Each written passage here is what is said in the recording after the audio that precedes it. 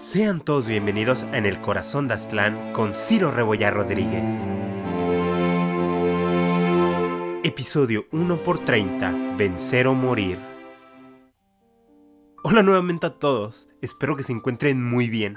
Antes de comenzar, quiero agradecerles su continuo apoyo al podcast. Realmente aprecio muchísimo que sintonicen cada quincena el programa. Los invito a que me sigan en todas mis redes sociales, me den 5 estrellas en Spotify y a que compartan la serie. Realmente esto me ayuda muchísimo. Dejaré todos los links en la descripción.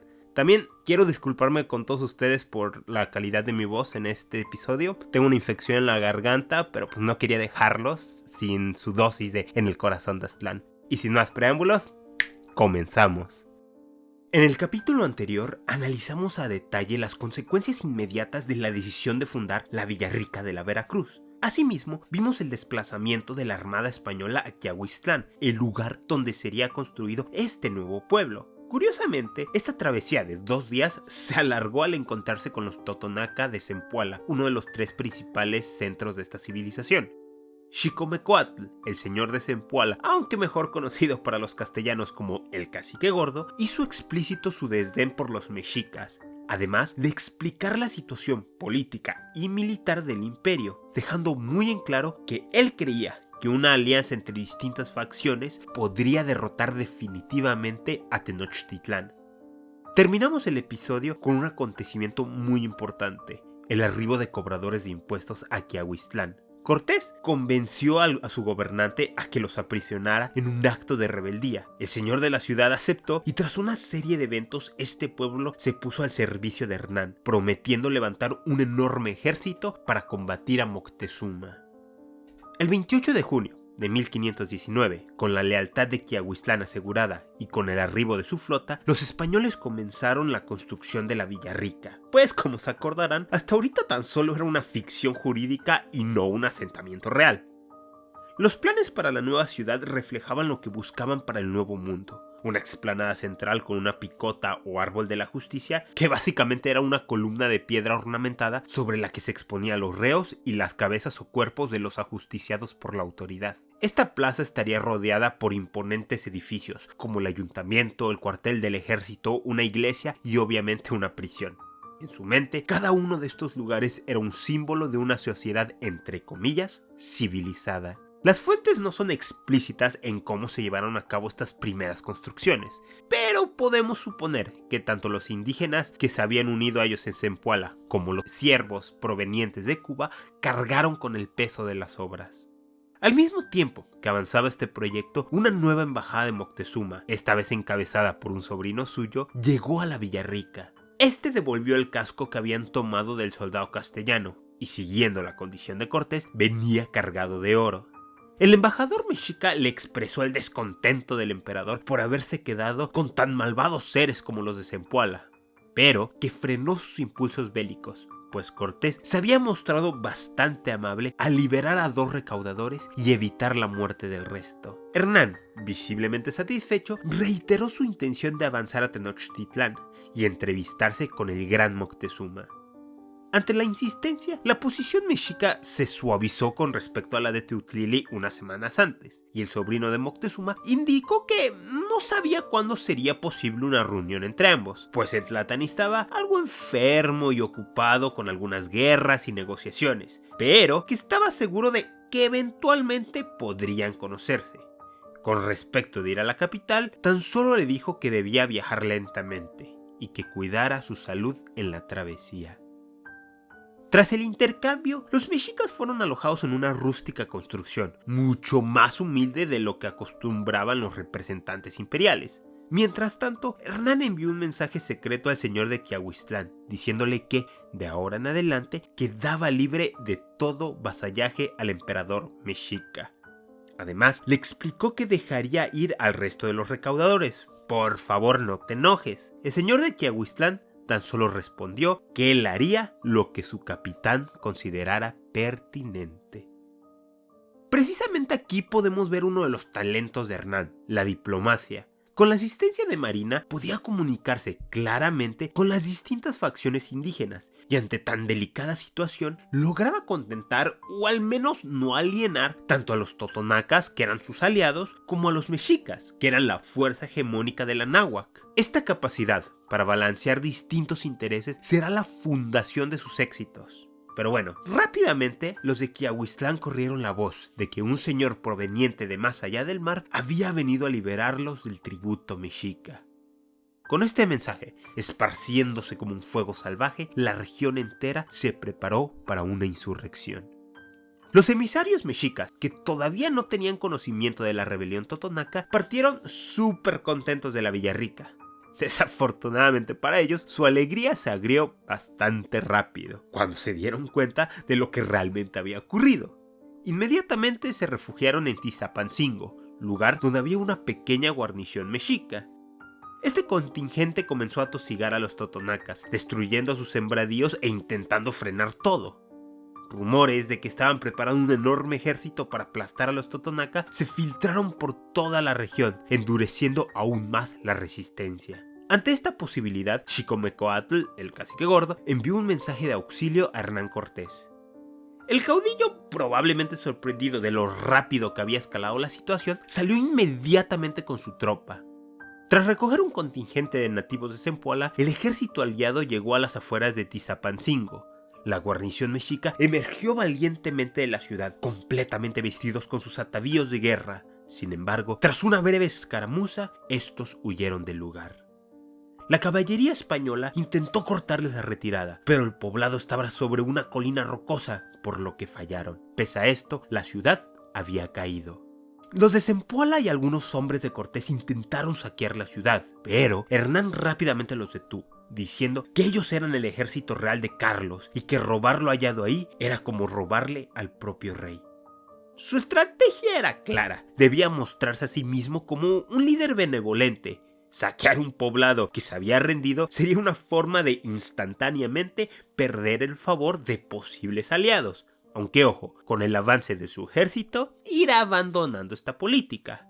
Esta primera victoria contra las huestes imperiales trajo como efecto el fortalecimiento de la figura de Hernán ante los indígenas y ante él mismo. Con esta nueva hallada confianza comenzaría el proceso que se le había negado semanas antes, la supresión de la religión tradicional mesoamericana. En su camino a la Villarrica se detuvo en Zempoala. Una vez ahí, le dijo a Xicomecoatl que debían destruir todos sus ídolos y, entre comillas, demonios.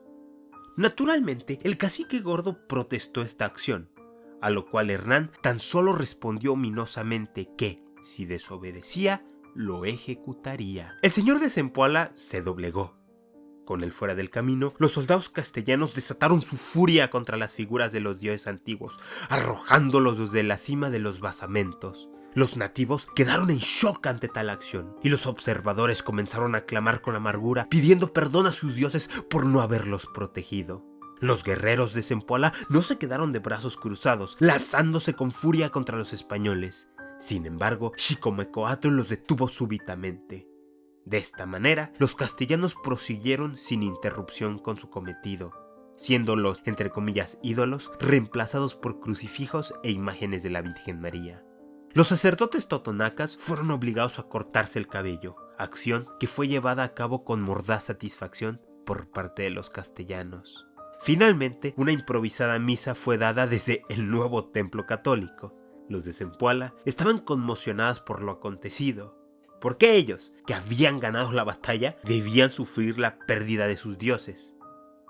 A pesar de las quejas y el sacrilegio, la sensación de incomodidad se fue calmando, especialmente entre la élite de la ciudad.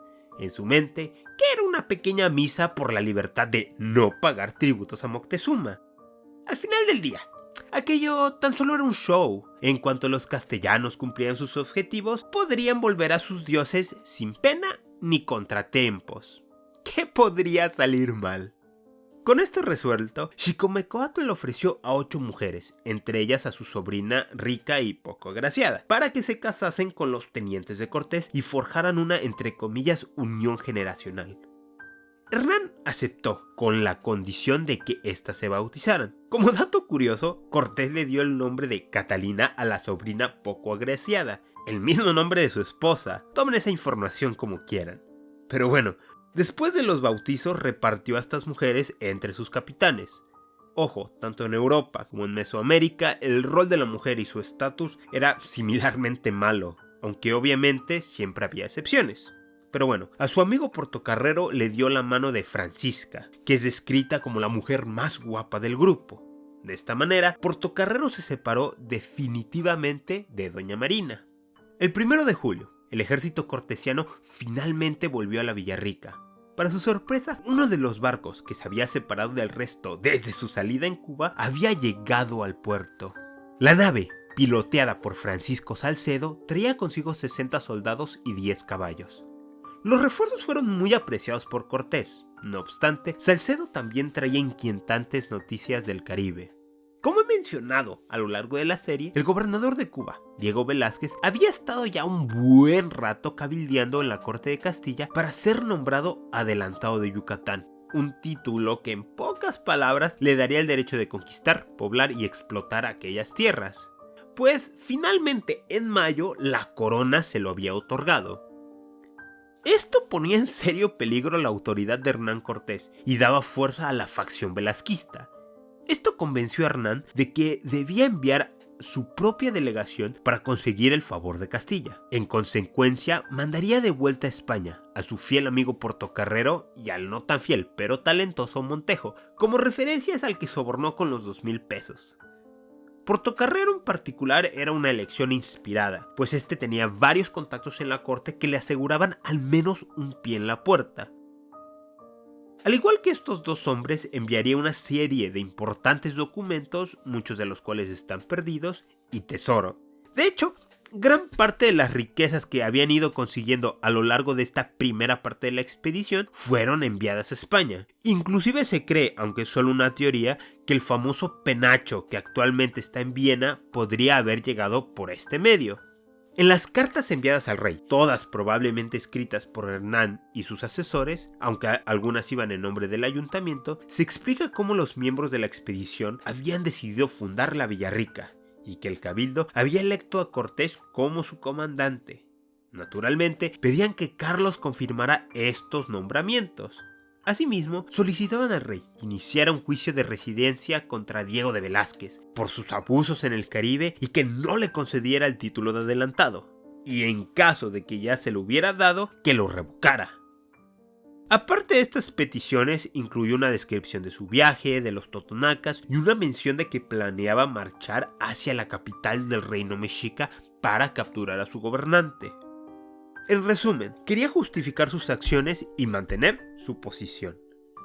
Dándole un aura de mayor legalidad a todo el asunto, Montejo y Portocarrero fueron nombrados procuradores. Básicamente, ellos no iban como simples enviados privados de Cortés, sino como los legítimos representantes del ayuntamiento de la Villarrica de la Veracruz. Al mismo tiempo que Hernán preparaba esta embajada, la facción velasquista ya había llegado a su punto de quiebre. En su mente, Cortés no había hecho más que actuar egoístamente, desafiar la autoridad colonial, romper la ley, traicionar a su aliado e ignorar a sus hombres. Esta lista de agravios se mezcló con la noticia de que Velázquez había recibido permiso para conquistar Yucatán, así como el rumor de que Hernán planeaba marchar hacia el interior de este imperio. Como se podrán imaginar, la situación explotó. Ellos no querían seguir en esas tierras, querían volver a casa con sus familiares y amigos. Los intereses de muchos de ellos se hallaban en Cuba, no aquí. Con esto, un grupo de conspiradores ideó un complot contra Hernán. Antes de que saliera el barco rumbo a España, ellos matarían al piloto de alguna embarcación, navegarían a toda velocidad a Cuba y ahí le avisarían a Velázquez de la traición de Cortés y sus intenciones. Su esperanza era que el gobernador interceptara a Portocarrero y se quedara él con el tesoro. Desafortunadamente para los conspiradores, el plan fue traicionado. Prontamente, Hernán los capturó y estableció una corte marcial para juzgarlos. El caudillo sabía que los complots contra él no cesarían hasta que pusiera un ejemplo. por lo que, nuevamente demostrando un cruel pragmatismo, el tribunal, encabezado por él mismo, decidió castigar a los cabecillas. 2 de ellos fueron ahorcados, a otro le mutilaron los dedos de un pie y a un par de hermanos los azotaron 200 veces cada uno. Por su parte, aquellos hombres que participaron, pero no lo organizaron, tan solo fueron dejados en prisión. La incertidumbre de su condena y el terror por el destino de sus compañeros los quebró completamente, al punto de que cuando Cortés los liberó días después, con tan solo una amonestación, estaban tan agradecidos que varios de ellos se volvieron sus fieles partidarios. En años posteriores, la velocidad con la que fueron juzgados y la violencia de los castigos será objeto de controversia.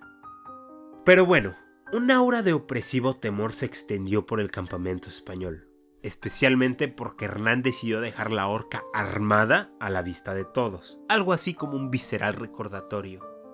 Posteriormente, Cortés tomó una decisión aún más radical, y bastante sorpresiva inclusive para sus aliados.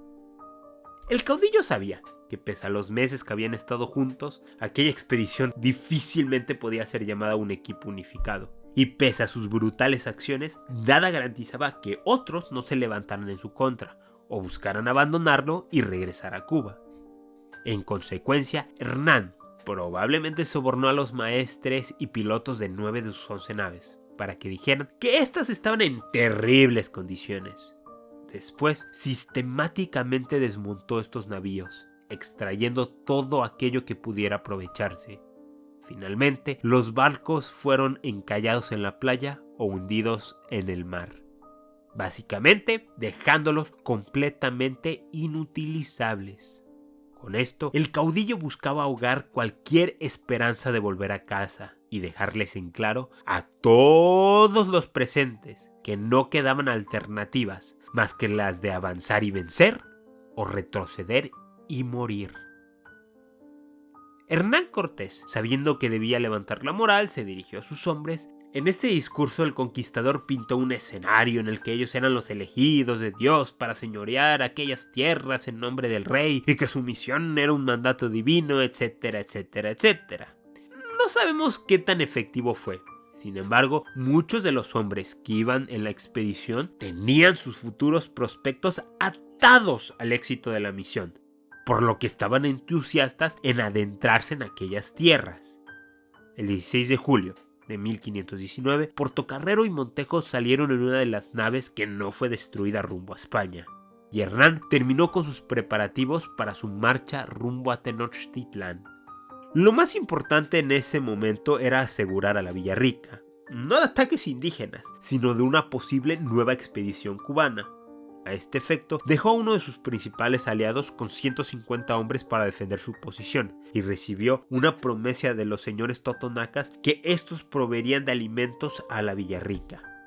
Finalmente, el 8 de agosto de 1519, Hernán Cortés y su pequeño ejército castellano iniciaron su travesía a la gran capital mexica. En el siguiente capítulo nos adentraremos junto a los españoles en el misterioso, peligroso y muchas veces violento mundo de la política de la náhuatl, y traeremos al escenario principal de esta historia a los tlaxcaltecas, un pueblo guerrero dispuesto a todo con tal de destruir al imperio.